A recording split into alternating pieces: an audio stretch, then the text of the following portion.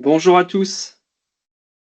Alors, on va pouvoir commencer ce webinaire donc qui traite de l'IEAES, on viendra à la définition plus tard et nous allons vous faire une restitution des activités menées en France dans ce groupe de travail. Donc moi, je suis Jean-François Philippot, donc je suis directeur scientifique de France Énergie Marine et j'étais jusqu'à, il y a peu de temps, le représentant au comité exécutif de l'IEAES qui, est maintenant, opéré par Christophe Légion-2 comme il le décrira après. Donc, je vais être accompagné par Christophe dans cette présentation et par Noreen Killian de France Énergie Marine. Donc, on va vous parler d'abord des activités de l'IEOS. Ensuite, Nolwenn fera un zoom sur ce qui a été fait dans un groupe de travail de l'OS environnemental.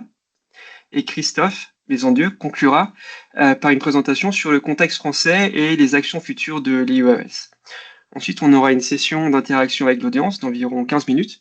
Et donc, on vous invite à poser des questions dans le Q&A qui se trouve en haut de votre écran si vous avez le même que le mien. Et on y répondra pendant la dernière session de la présentation.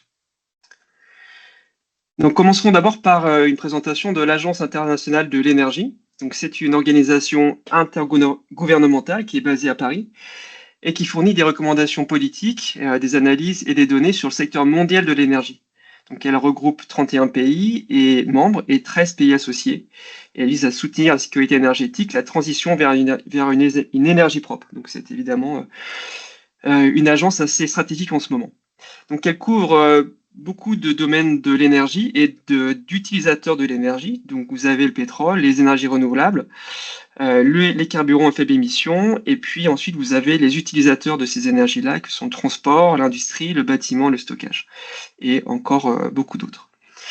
Ensuite, dans cette agence, différentes thématiques sont traitées de manière transversale par rapport aux secteurs qui ont été listés à gauche. Hein.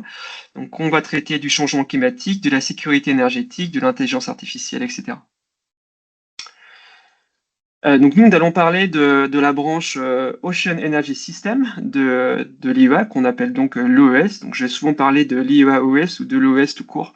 Donc ça désigne les Ocean Energy System. Donc ça couvre différentes technologies océaniques, donc les hydroliennes, les systèmes holomoteurs, les systèmes marémoteurs, les systèmes ETM, donc de conversion d'énergie thermique des mers, et les systèmes qui fonctionnent sur le processus physique de gradient de salinité. Donc, les objectifs de l'IEES sont de mettre en relation les organisations et les individus qui travaillent dans le secteur de l'énergie océanique afin d'accélérer la viabilité et l'acceptation des systèmes d'énergie océanique d'une manière écologiquement acceptable. À droite, vous avez un schéma qui met en valeur justement les valeurs de l'OES et la manière dont il souhaite agir pour promouvoir les énergies océaniques sur le plan mondial. Alors, sur cette planche, vous voyez les figures qui sont en fait à la tête de l'IEAES, hein, qui pilotent ce groupe de travail, avec des personnalités qui viennent de différents pays, à la fois européens, mais également en Inde et aux États-Unis et en Australie. Donc, on a par exemple Matish Sodhu, qui est le chair, qui lui dépend de la Commission européenne, hein, et qui travaille depuis longtemps dans le domaine des énergies renouvelables. On a aussi Anna Brito, vous connaissez peut-être, et Christophe Gaudin, qui lui est en Australie, et qui, je pense, est français ou belge d'origine, plutôt français. Donc les pays membres sont assez nombreux, comme vous le voyez, donc ils sont répartis sur plusieurs continents, l'Europe, l'Amérique du Nord, et centrale d'ailleurs, il y a également le Mexique. Nous avons aussi des représentants chinois, japonais, coréens, australiens, néo-zélandais, indiens et de Singapour. Donc qui peut participer à l'IES? Comme c'est écrit ici, toute organisation publique ou privée de pays membres ou non membres de l'OCDE, d'organisations internationales ou d'organisations non gouvernementales peuvent y participer. Alors l'adhésion à l'OS se fait sur invitation du comité exécutif vers les autorités gouvernementales. Donc ici, c'est l'ADEME pour la France, les pays concernés. Donc si vous souhaitez participer, en fait, il faut vous rapprocher du comité exécutif de l'IEAES et ensuite prendre contact avec l'ADEME le représentant français, donc Yves Romer pour le coup maintenant, pour accéder à l'IUAOS. Alors, je vais vous parler un peu des réalisations maintenant de l'IUAOS qui sont assez significatives. Et donc, ce groupe de travail produit différents documents qui font référence dans le domaine des énergies océaniques.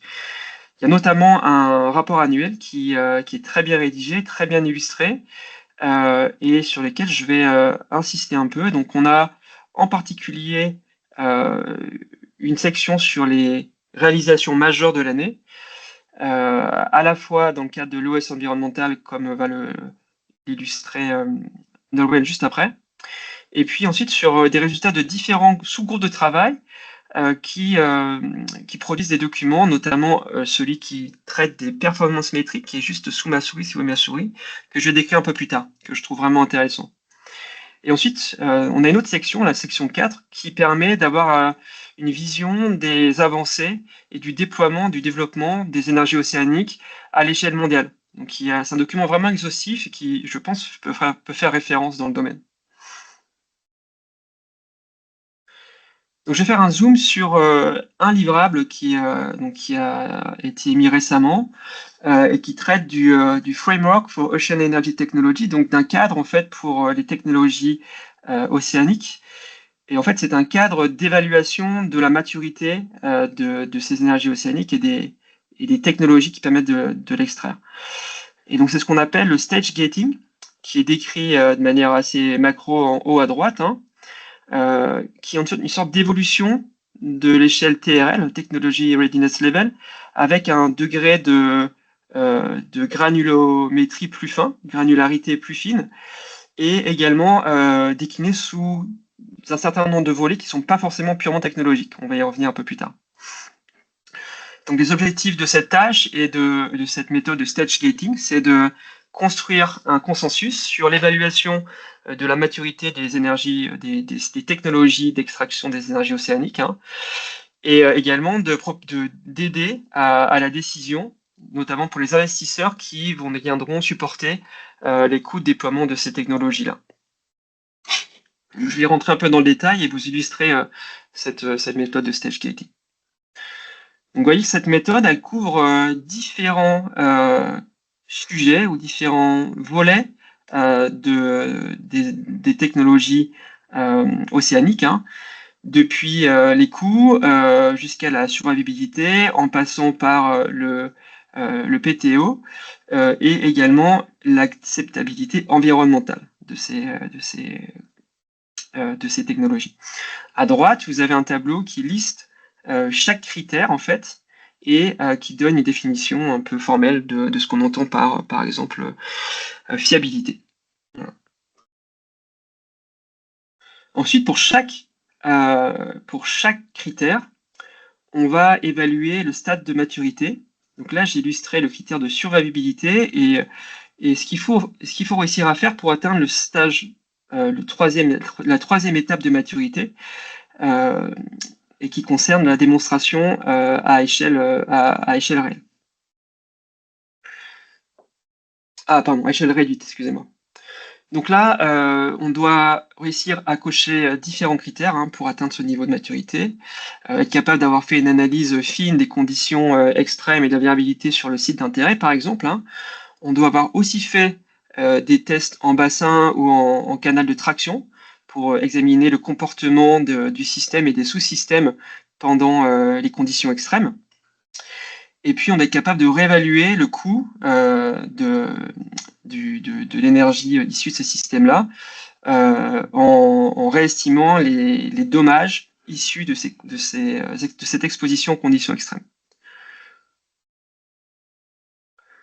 Alors là, j'illustre un autre type de production que je trouve aussi pertinente, qui est plutôt une activité qui traduit plutôt une activité de lobbying hein, de cette instance, mais qui est importante, et qui est de définir une feuille de route pour le déploiement à grande échelle des énergies océaniques d'ici 2050.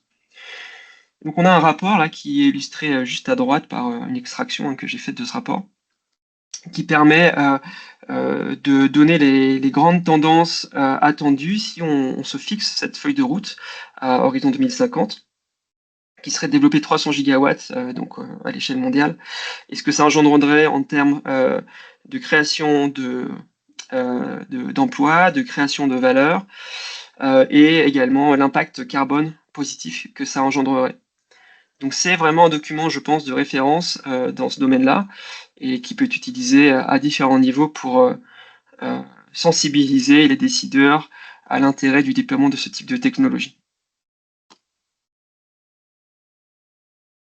Alors un autre type d'illustration de production, hein, que je trouve aussi vraiment pertinente et utile pour la communauté, c'est un système d'information géographique qui est disponible vraiment de manière interactive sur le site de l'IOAES, et qui donne accès à énormément de paramètres d'intérêt. Donc là, vous avez par exemple la ressource ou l'eau motrice sur la côte est des États-Unis. Et puis j'ai affiché également les tests, les centres de tests et les centres de démonstration, ou les sites de démonstration des technologies océaniques, d'énergie océanique. Donc on a par exemple ici, on voit qu'on a représenté Mistral, également Cénéo, et on voit également SEMREF et Saint-Paul-Bréa pour la France, qui sont bien listés sur cette carte-là.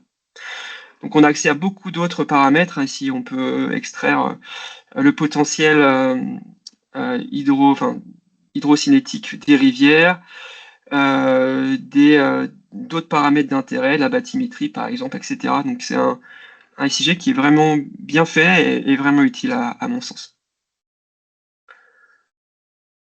Donc des premières conclusions avant qu'on passe à la suite. Donc on peut dire que l'IOA est un outil puissant, et l'IOA-ES en particulier, hein, donc qui permet d'accélérer les collaborations internationales sur le volet R&D. Donc les acteurs qui travaillent sur ces documents sont plutôt issus du monde académique, même si on a aussi une teinte industrielle, puisque certains partenaires sont issus du monde industriel. Donc ils produisent des documents et de la matière qui contribuent à notre sens à crédibiliser les énergies océaniques et leur potentiel à moyen et long terme. Ils influent, c'est une entité qui influe au niveau politique national, international et européen, et leur production peut être utilisée aussi, hein, pour valoriser l'impact de ces énergies océaniques à différents niveaux politiques.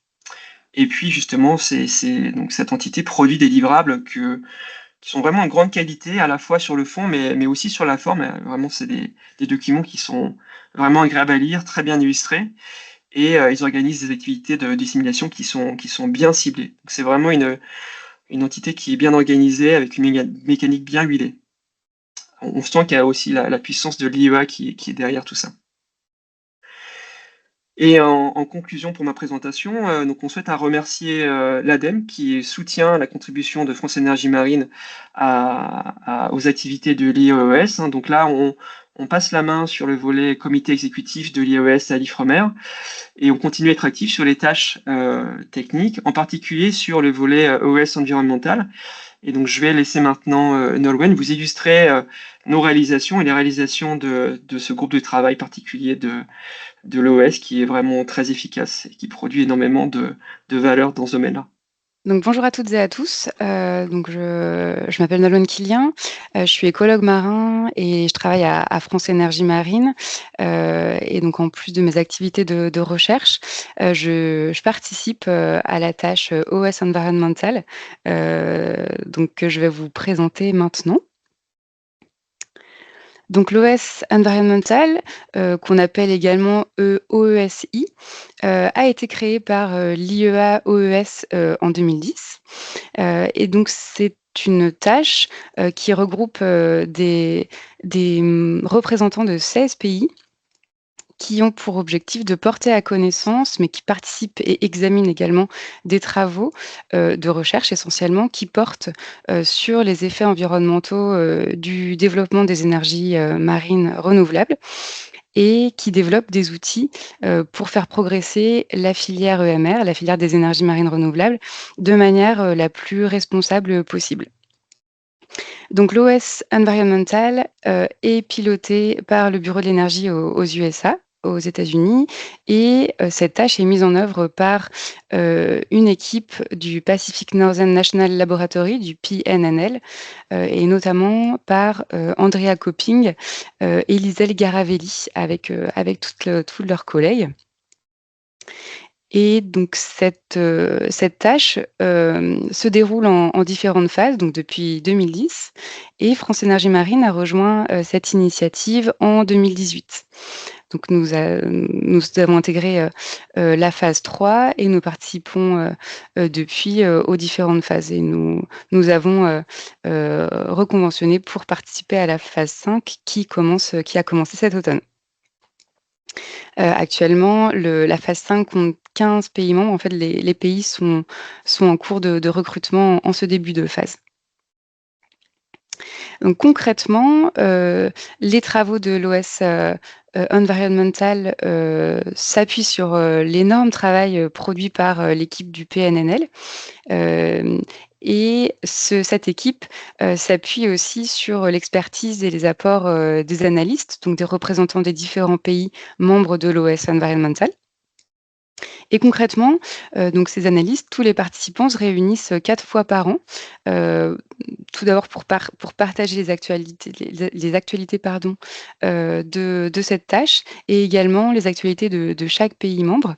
Donc par exemple, je participais, à une réunion, la semaine dernière. C'était la première réunion de la phase 5 et la dernière de l'année 2024, et donc j'ai pu, faire remonter les informations sur les projets EMR, en cours, hydrolien et houlomoteur, en ce qui concerne, la France, actuellement, et également des actualités sur les projets de recherche, qui se déroulent actuellement, en France et qui sont en cours de montage aussi, donc pour travailler sur, les mieux comprendre les impacts environnementaux des EMR, en France. Donc on participe également, au groupe de travail, dans le cadre de nouvelles thématiques. Donc il y a, différents groupes de travail qui sont montés là depuis la phase 4. Il y en a d'autres en préparation pour la phase 5 et particulièrement, donc notamment mes collègues Georges Safi et Marie Lemarchand ont coordonné un groupe de travail qui portait sur, l'approche écosystémique, à mettre en place dans le cadre d'une meilleure compréhension des effets environnementaux des EMR. Donc on participe aussi à la rédaction et à la mise à jour, des documents, sur le cadre réglementaire, heu et on contribue à des enquêtes qui sont réalisées, auprès des parties prenantes françaises, donc des enquêtes qui sont conçues par l'équipe du PNNL, mais qui sont, traduites, adaptées au contexte français. On on on a, comment dire? Avec ma collègue, Rhoda, nous avons établi toute une liste de contacts, des différents, organismes qui participent à ce processus d'autorisation. Par exemple, nous avons, transmis des contacts, de la DGEC, de l'Ifremer, du CEREMA, des comités des pêches, donc de tous les organismes qui contribuent de près ou de loin à ce processus. Et donc ces enquêtes, ont permis d'obtenir, quelques résultats que je vous montre ici sur la droite. Donc notamment, la seconde enquête, dans la phase 4 a permis de montrer qu'en France, ces autorités, avaient une connaissance, limitée en fait des technologies, hydroliennes et houlomotrices. Et également que dans le processus d'autorisation, en France et de manière, générale, dans le monde, c'est plutôt une approche d'adaptive management, de gestion adaptative, qui est privilégiée. Mais en France, on considère, aussi, que la stratégie survey, deploy, monitor est une bonne approche pour, comprendre et limiter les impacts environnementaux des énergies marines renouvelables. Notre action, se concrétise aussi par des contributions au State of the Science Report. Donc je vais vous en parler, juste après un peu plus en détail. Et on communique aussi, les travaux, les actualités de l'OS Environmental, via le partage d'informations via les canaux de notre institut, France Énergie Marine. Et aussi, donc c'est mon cas, je présente régulièrement les travaux de l'OS Environmental, à des conférences ou, lors des cours que je peux donner, à différents, niveaux de formation.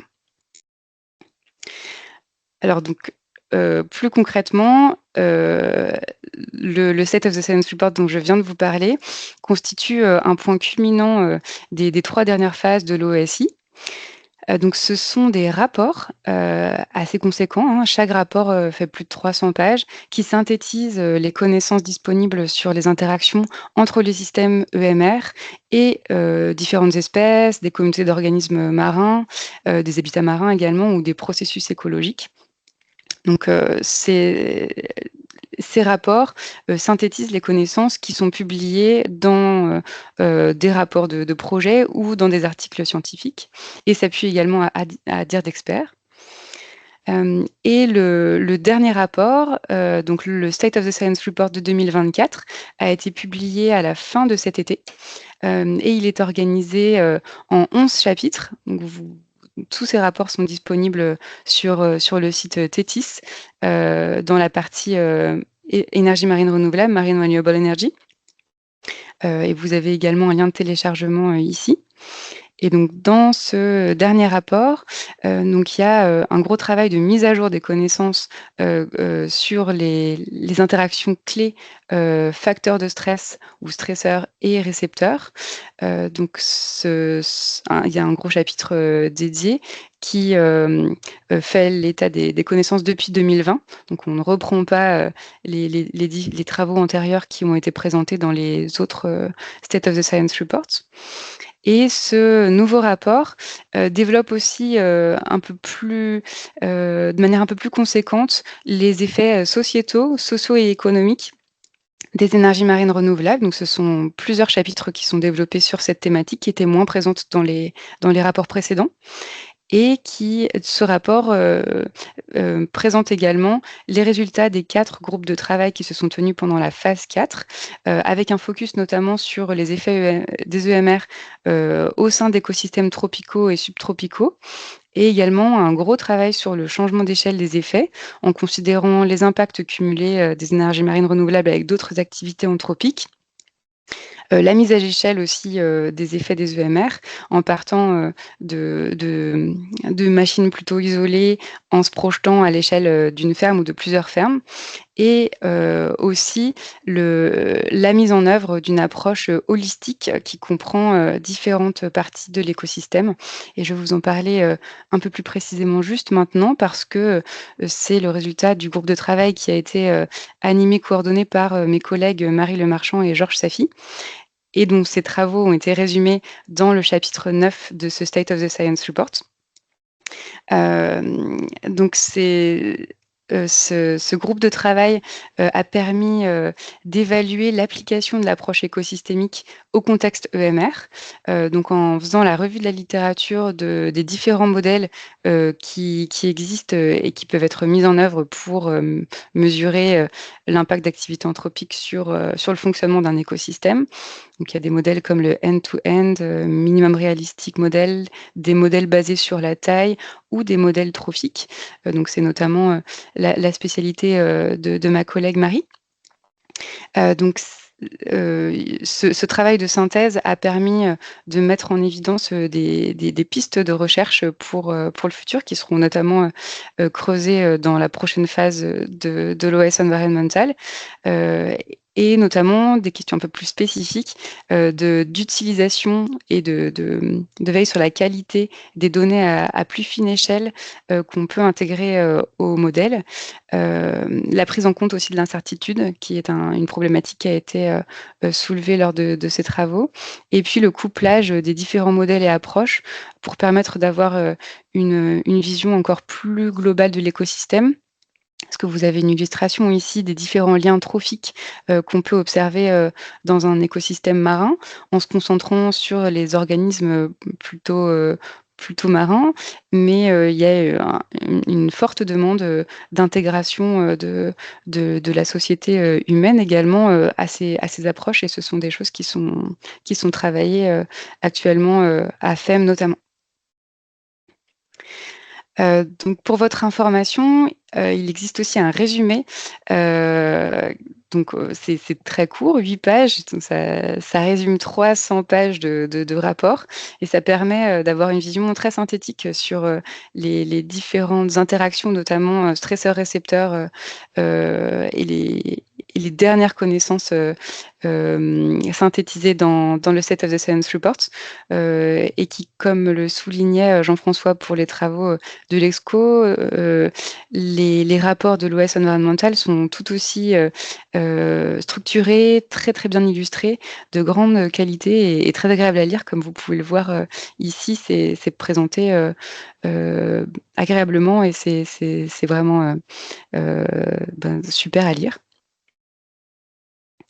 Donc plus précisément également concernant les actions de l'OS Environmental, le groupe développe des approches qui permettent d'aider l'acceptabilité des projets EMR, notamment des outils comme une échelle qui permet de retirer éventuellement des risques. Donc, quand on considère dans un cheminement de prise de décision la disponibilité des données, leur qualité, la nécessité d'en obtenir d'autres, etc. Donc il y a des outils très concrets qui ont été développés pour aider notamment les développeurs ou les instances qui participent au processus d'autorisation des projets EMR de lever des incertitudes, mais qui permettent également de réduire une certaine duplication des efforts de recherche quand ce n'est pas nécessaire, en se basant notamment sur d'autres outils là que vous voyez aussi. Je les ai en plus grand en annexe si vous avez des questions particulièrement sur ces outils-là, qui sont tous disponibles en ligne, qui permettent d'avoir accès à toutes les données environnementales issues des tests ou des déploiements de techno-EMR dans l'environnement. En choisissant un stresseur, par exemple, modification de la colonne d'eau, des récepteurs, par exemple les poissons, et ensuite le composant de la machine, par exemple le câble dynamique. Donc c'est vraiment très bien fait et accessible et très utile. Et donc pour vous illustrer aussi de manière un petit peu plus précise ce que ce groupe de travail a achevé en termes de retrait de risques, en considérant les 7 pressions, enfin les 7 interactions stresseurs-récepteurs qui sont reprises dans le rapport. Ce travail de retrait de risque a permis pour un nombre limité de machines EMR déployées dans l'environnement, de retirer notamment le risque d'émission de champs électromagnétiques ou de bruit sous-marin. En précisant toutefois que si l'industrie déploie des machines à de plus large échelle, c'est un retrait qui peut être révisé. Et ce travail a également mis en lumière que pour certaines interactions stresseurs-récepteurs, comme le risque de collision, il y a toujours un besoin de connaissances supplémentaires. Donc ce gros travail issu des discussions qui se sont tenues dans la phase 4 de l'OS Environmental a permis notamment de mettre en lumière que la compréhension des effets potentiels des énergies marines renouvelables sur l'environnement est plus complexe que prévu. Des travaux notamment de Michaela Freeman sur les contextes réglementaires a mis en lumière que de nombreux pays ne disposent actuellement pas de processus réglementaire vraiment bien établi pour le déploiement des EMR et ni de processus en ce qui concerne la surveillance ou l'atténuation des effets environnementaux de ces technologies. Donc ces travaux ont pu aussi mettre en évidence qu'il y a encore beaucoup de connaissances à acquérir, notamment le risque de collision comme je l'illustrais juste avant. Et que cette initiative a permis le développement d'un réseau mondial de chercheurs, mais également de développeurs, de régulateurs et d'autres parties prenantes, afin d'aider au développement d'une industrie durable des énergies marines renouvelables. Et dans la nouvelle phase de l'OS Environmental, qui vient tout juste de commencer, donc la poursuite de la collecte, de l'analyse et de la diffusion des données issues des travaux scientifiques avec la publication d'un nouveau rapport en 2028 se poursuit. Et il y a 4 nouveaux champs de travail, groupes de travail qui vont être lancés dans quelques mois, notamment sur l'acceptabilité environnementale, avec le développement de métriques qu'on puisse mobiliser toujours dans le processus d'autorisation des projets. La poursuite des travaux sur les effets sur l'ensemble des écosystèmes, donc la vision holistique des effets environnementaux des EMR. Un groupe de travail aussi sur les applications EMR hors réseau, notamment la prise en compte des effets à très fine échelle pour des machines qui sont mises en service pour l'alimentation d'une île, par exemple. Et aussi le développement des travaux sur les effets sociaux et économiques des énergies marines. Et je vous remercie pour votre attention et j'en profite pour remercier Lisel Garavelli et tous mes collègues de France Énergie Marine qui ont contribué aux activités de la France à l'OS Environmental. Et vous trouvez ici aussi les contacts si vous avez des questions que vous souhaitez nous soumettre ultérieurement. Bonjour à tous, j'espère que vous voyez bien, c'est transparent. Donc, je vais vous parler maintenant un petit peu des activités qui sont menées au sein du comité exécutif de l'IEA-OS, en particulier du Technology Collaboration Programme on Ocean Energy Systems. Donc en fait, comme l'a indiqué Jean-François tout à l'heure, l'IFREMER prend la suite de France Énergie Marine au sein de ce comité exécutif.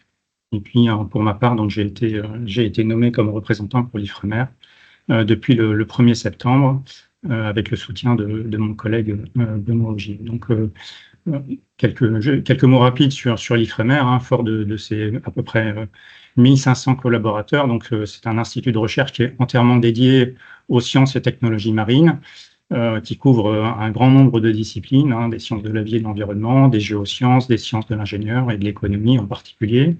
Et puis donc dans lequel on retrouve un certain nombre de compétences, que ce soit en recherche, en ingénierie ou sur les méthodes d'observation et de surveillance et différentes expertises. Donc l'IFREMER travaille dans le domaine des énergies marines renouvelables depuis, je dirais, à peu près une vingtaine d'années, en particulier sur les aspects de développement technologique. Et donc là, depuis 2024, on a aussi fait le choix d'inscrire les énergies marines renouvelables parmi les thèmes prioritaires de l'Institut. C'est un thème donc, sur lequel on va mener plutôt des activités transverses qui nous permettent de valoriser l'ensemble des disciplines et des compétences de l'Institut. Et avec donc notre ambition, qui est plus particulièrement de produire des connaissances et d'apporter des solutions qui permettent de concilier la performance des installations tout en limitant leur impact sur la biodiversité et les usages maritimes. Donc, depuis le 1er septembre, comme je le disais, donc je participe au comité exécutif IEA-OS, et donc il y a un premier comité qui s'est tenu, en tout cas pour moi, mi-septembre. Et donc, je vais vous faire donner un petit aperçu des travaux qui ont été présentés dans le cadre de ce comité exécutif. Donc, il s'agit à la fois de présenter les travaux qui sont terminés et aussi de présenter les propositions qui ont été faites pour mettre en place de nouveaux groupes de travail. Donc, ces groupes de travail qui, comme le rappelait Jean-François tout à l'heure, permettent de produire en particulier des rapports de connaissances générales sur les énergies océaniques et leur développement.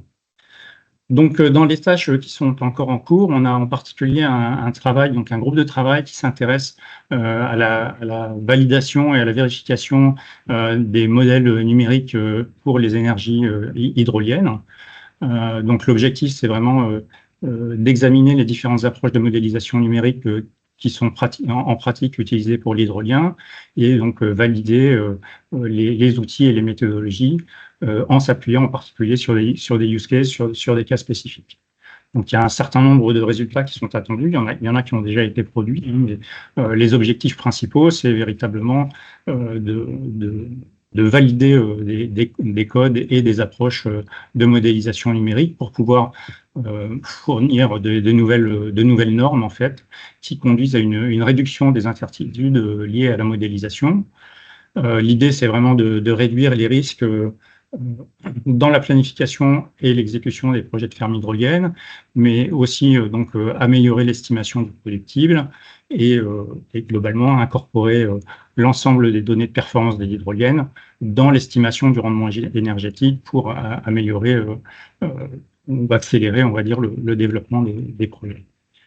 Donc, il y a un certain nombre de travaux qui ont déjà été exécutés, qui ont aussi donné lieu à des publications, et le rapport sera produit l'an prochain.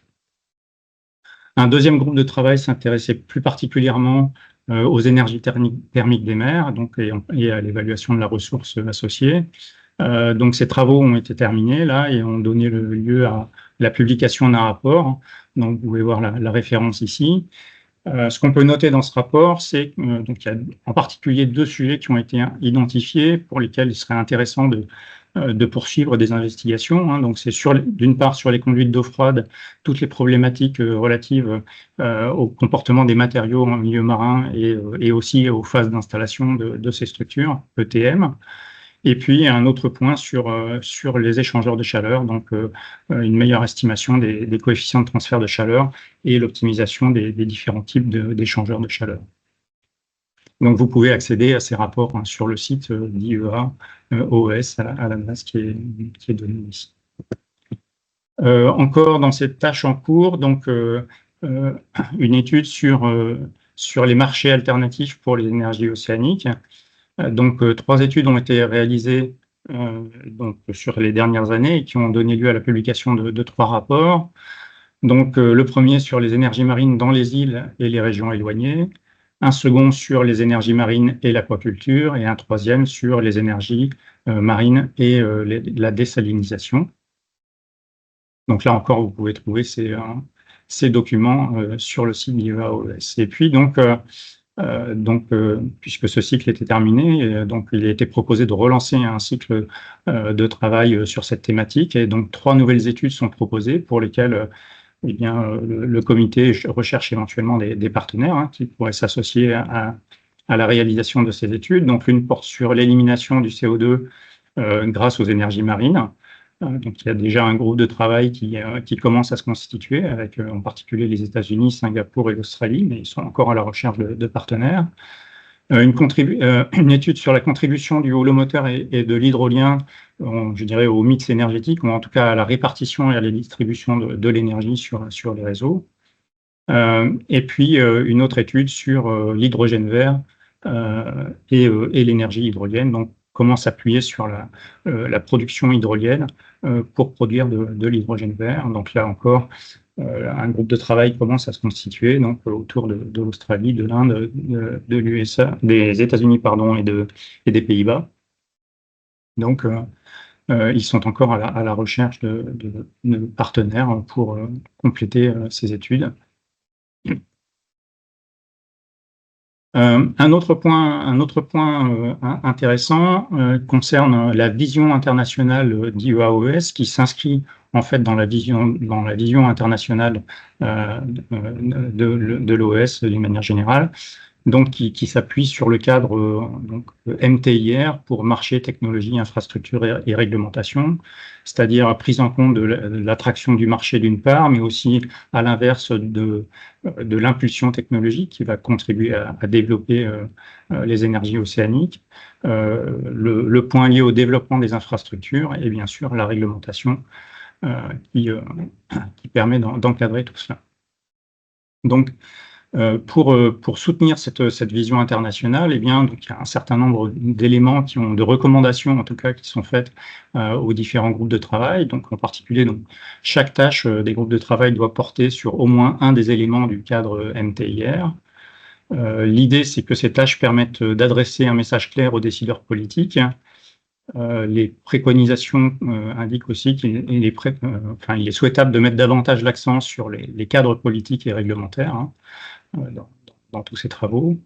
Mais on n'oublie pas qu'il faut contribuer à orienter la recherche, donc en particulier en encourageant les essais de longue durée dans le cadre de projets de démonstration. il faut inciter à la recherche collaborative et au développement technologique et au transfert de connaissances. Donc la technologie reste toujours le défi principal pour le développement des énergies océaniques, mais malgré tout, il ne faut pas oublier il faut aussi prendre en compte tous les problèmes liés au développement des infrastructures qui doivent accompagner le développement et surtout l'accélération du développement des énergies océaniques. Donc en particulier tout ce qui concerne la connexion au réseau, le développement des ports, les navires d'installation et d'une manière générale toute la chaîne d'approvisionnement. Et puis donc il ne faut pas oublier dans ces travaux de prendre en compte et d'aborder donc la question de l'acceptation sociale et de l'interaction avec les différentes communautés qui utilisent le domaine maritime en particulier, et cela bien sûr dans le cadre des discussions sur la réglementation. Donc dans cette approche-là, donc il y a 2 propositions qui ont été faites pour 2 axes d'études, donc qui sont portés par le Royaume-Uni. C'est Henry Jeffreys qui porte ces propositions. Donc l'une porte sur l'analyse approfondie et la publication d'un rapport d'orientation politique pour le développement des mécanismes de politique de marché pour le secteur bien sûr des énergies océaniques. Et puis le deuxième, à l'inverse, donc lui va porter de la même façon sur la publication d'un rapport d'orientation politique pour le développement des mécanismes de soutien à l'innovation technologique dans le secteur des énergies océaniques. Donc on a les 2 approches, attraction du marché et impulsion technologique, prises en parallèle. Donc là encore, les groupes de travail se mettent en place, et si des gens sont intéressés pour y contribuer, eh bien, c'est tout à fait faisable. Donc, le chapitre ou les tâches menées par le groupe OS Environnemental, donc Nolwenn en a déjà un petit peu parlé. Elle a présenté surtout les travaux qui ont été menés jusqu'à présent. Mais donc, un nouveau programme de travail, une nouvelle phase, a été mise en place sur la période 2024-2028, comme elle l'indiquait. Et donc, il y a 4 thématiques qui ont été retenues dans ce domaine. Donc, d'une part, l'acceptabilité environnementale, d'autre part, le soutien aux applications hors réseau. Donc là, il s'agit surtout d'évaluer l'impact environnemental des systèmes ou des dispositifs, on va dire, petite échelle, mais qui sont hors réseau, donc pour les adapter aux connaissances actuelles donc les adapter surtout à ces applications petite échelle. Donc là, il s'agit essentiellement on va dire des applications aux communautés insulaires ou des territoires appelés périphériques le plus souvent. Une troisième tâche sur les impacts socio-économiques. Donc là, il s'agit de travailler à l'amélioration de l'acceptabilité sociale des technologies EMR.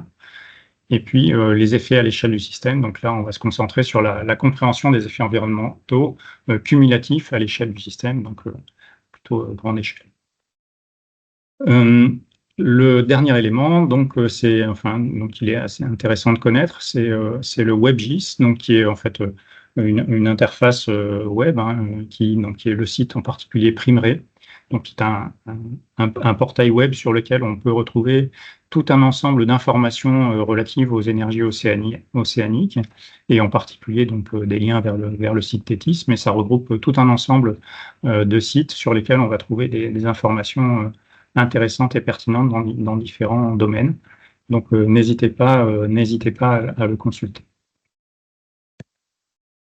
Donc comme l'indiquait Jean-François tout à l'heure, une des tâches, une des productions de l'IEA-OES, c'est un rapport annuel donc qui va permettre en particulier de faire un état des lieux de l'avancement ou du développement des énergies marines dans les différents pays qui sont regroupés autour de l'IEA-OES.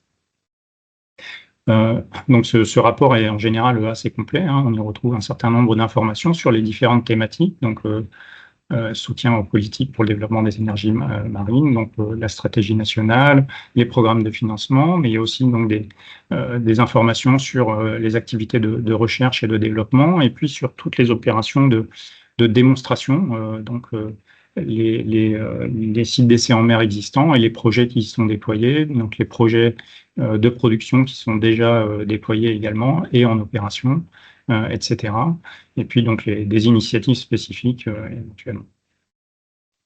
Donc, je vais vous présenter quelques éléments que j'ai déjà rassemblés, mais l'idée, c'est de présenter pour la France, en tout cas, les activités de la manière la plus complète possible. Donc, si parmi vous, certains ont des informations qui jugent d'intérêt et que l'on pourrait intégrer à ce rapport annuel, eh bien, n'hésitez pas à me les transmettre. J'ai laissé sur Transparent mon adresse mail, christophe.maisondieu@ifremer.fr.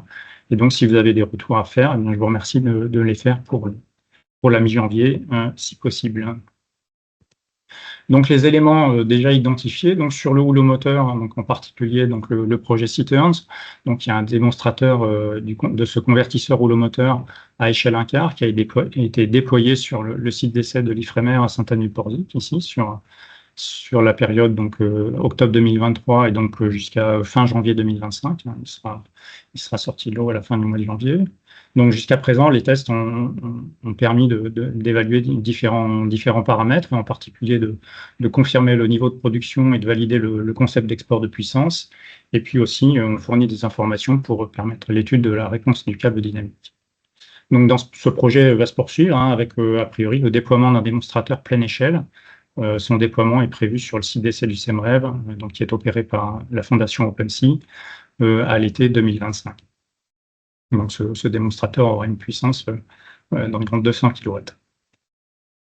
Toujours sur le rouleau-moteur, donc le projet DICWE, porté par la société Legendre. Donc là, il y a une prospective actuellement autour du déploiement d'un démonstrateur de 360 kW sur une digue du port de Boulogne-sur-Mer.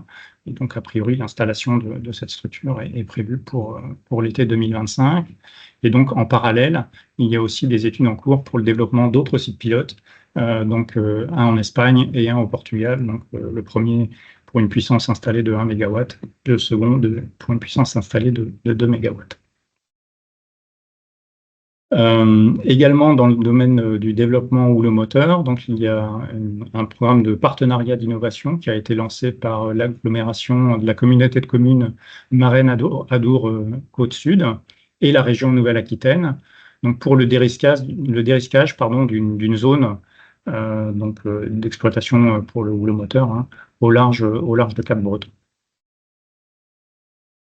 Dans le domaine de l'hydrolien, on note en particulier le lancement du programme FLOWATT, qui est un programme qui vise au déploiement d'une ferme pilote de 17,5 MW, donc qui sera installée à partir de 2026, donc dans le Raz Blanchard, et donc la production des 17,5 MW sera décomposée en 6 turbines de 2,8 MW chacune. Donc, ce programme de déploiement de cette ferme s'accompagne aussi d'un programme de recherche et développement, donc qui inclut les activités menées par l'Ifremer, par l'Université Caen Normandie et par Énergie de la Lune. Donc, ce projet FLOWATT a reçu donc un soutien de l'État français donc à hauteur de 75 millions de francs dans le cadre du plan d'investissement France 2030. Et il bénéficiera aussi d'un tarif de rachat préférentiel de l'électricité produite. Et également, donc, FLOWATT a été aussi le lauréat du Fonds d'investissement pour l'innovation de la Banque européenne d'investissement. Donc, c'est un projet qui se met en place. Toujours pour l'hydrolien, donc la région Normandie a produit une cartographie du potentiel de développement hydrolien donc dans la région Normandie, qui a été présentée dans le cadre du débat public et donc proposée actuellement. Donc, on attend sa validation par les services de l'État. Donc, on voit que l'ensemble du potentiel s'établit à une valeur proche de 5 gigawatts, enfin 4,75 gigawatts sur les différentes zones. En parallèle, donc, la région Bretagne, elle a fait réaliser des études sur l'évaluation du potentiel hydrolien, qui est évalué à environ 500 mégawatts, répartis sur 3 zones qu'on peut voir ici à la pointe de Bretagne. Et puis, donc, dans le cadre des activités qui sont encore menées, donc on a la préparation et la planification des appels d'offres commerciaux qui sont inscrits donc, dans le cadre de la PPE, qui sont menés par les différents interlocuteurs de l'État et du syndicat des énergies renouvelables. Encore quelques éléments sur le solaire flottant, en particulier avec les projets menés par Solar in Blue, donc le projet Sunset, donc développement d'une ferme photovoltaïque en Méditerranée, donc un démonstrateur qui est composé à terme de 25 unités flottantes pour une puissance totale de 300 kW crête, et donc un potentiel de production de 400 MWh par an. Et puis donc SolarInBlue a annoncé au début de l'été le financement dans le cadre du programme France 2030 du déploiement d'un démonstrateur pré-commercial qui s'appelle Megaset, et donc d'une puissance de 1 MW pour une production annuelle, ou en tout cas un potentiel annuel de 1300 MWh par an. Dans les autres informations, on note en particulier la mise en place opérationnelle de la fondation OpenSea. La fondation OpenSea, je vous rappelle, elle coordonne et développe les sites d'essai en mer dans les différents domaines de l'éolien flottant, de l'hydrolien, du holomoteur et de l'hydrogène en mer, et aussi du photovoltaïque flottant. La fondation OpenSea est entrée dans sa phase opérationnelle, et en parallèle, la fondation a rejoint l'infrastructure de recherche nationale Théorème, elle l'a rejoint depuis mars 2024. Je vous rappelle que Théorème, c'est une infrastructure de recherche nationale qui permet la mise en réseau des infrastructures d'essai à la fois en hydrodynamique, mais aussi sur le comportement des matériaux en milieu marin, pour la réalisation de programmes de recherche et de projets collaboratifs dans le domaine du génie océanique, mais principalement dans le domaine des énergies marines renouvelables. Et donc, ce réseau regroupe les moyens d'essai de l'IFREMER, de l'École centrale de Nantes, de l'Université Gustave Eiffel, et depuis le mois de mars, les sites d'essai en mer de la fondation OpenSea. Pour finir sur ce point, une présentation, quelques éléments de la stratégie nationale mer et littoral. Cette stratégie constitue le cadre de référence pour l'ensemble des acteurs, en particulier les acteurs des politiques publiques qui concernent la mer et le littoral. Cette stratégie est décomposée en 18 objectifs, et au sein de ces objectifs, on en trouve un qui est dédié aux énergies marines renouvelables. En particulier, il note que cet objectif est de développer les énergies marines renouvelables pour contribuer à la neutralité carbone 2050, avec un objectif de 18 gigawatts mis en service en 2035 pour l'éolien en mer, avec un objectif aussi de 45 gigawatts en 2050. Donc cet axe EMR, il est fortement orienté éolien en mer, mais néanmoins, il prend en compte toutes les filières d'énergie océanique, et il promeut différentes actions et avec différents objectifs. En particulier, souligne qu'il est important d'identifier les zones de potentiel des autres sources d'énergie renouvelable, et en particulier pour l'hydrolien. Et parmi ces zones, il convient d'identifier celles pour lesquelles celles sur lesquelles on pourrait développer de manière concomitante plusieurs technologies, et en particulier en lien avec l'éolien en mer. Une autre action est d'accompagner la recherche et le développement de ces nouvelles énergies marines renouvelables, en particulier, là encore, un soutien fort à l'hydrolien, une promotion des circuits courts et la création de stations-service de recharge en mer. Et puis une activité un petit peu spécifique, qui est la prise en compte des spécificités de l'environnement littoral et maritime dans la stratégie gouvernementale relative au développement des réacteurs modulaires de petite dimension ou de petite puissance, notamment pour tout ce qui concerne le cadre réglementaire. Ce sont les principaux axes hors éolien en mer qu'on va pouvoir retrouver dans le cadre de cette stratégie nationale mer et littoral sur la période 2024-2030. Encore deux éléments d'information. La IEA-OS soutient, est porteur aussi, coporteur en fait de la conférence ICOE qui a lieu tous les 2 ans. C'est tenu en septembre la conférence ICOE 2024. Les publications autour de cette conférence sont accessibles. Et puis la prochaine conférence ICOE 2026 aura lieu à La Haye, aux Pays-Bas. La date précise n'est pas encore connue, n'a pas encore été publiée. Vous pouvez déjà noter qu'elle aura lieu en Europe cette fois-ci. Voilà, je vous remercie. Alors, ça c'est une question plutôt pour Christophe. Est-ce que Ressource Code est inclus dans le portail SIG présenté? Merci. Alors, actuellement, il ne l'est pas. mais c'est une bonne remarque et on pourrait travailler effectivement à intégrer le lien vers le source code dans ce portail. Ouais, tout à fait. Merci pour Je cette vais, question. je vais rajouter ça à ma to-do list. Donc. Effectivement, il me semble que sur les aspects carte de ressources, paramètres météo-océaniques, c'est plutôt les Américains qui ont produit de l'information qui est partagée sur ce SIG, ouais, qui d'ailleurs doit être piloté par le NREL, à la base, si je ne dis pas de bêtises. Alors, quels sont les liens avec les groupes CIEM sur le sujet? Je pense que c'est pour Nolwenn, peut-être? Oui, bonjour Nicolas. Je ne sais pas quels sont les liens, avec les groupes CIEM, c'est une bonne question.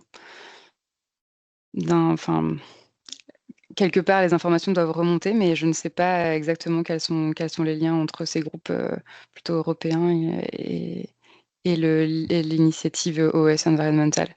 Mais je vais me renseigner sur le sujet. Alors, de manière un peu connexe, on peut aussi mentionner que des liens sont en train de se créer entre l'IA OES et l'IEA Wind pour travailler sur des thématiques d'intérêt commun, comme par exemple les impacts environnementaux, ou encore la dynamique des structures flottantes, par exemple, ou des câbles de puissance. Alors, bonjour, selon vous, quelles EMR sont actuellement les plus prometteuses? Prometteuses, c'est un nom. Christophe, tu veux répondre? Ouais.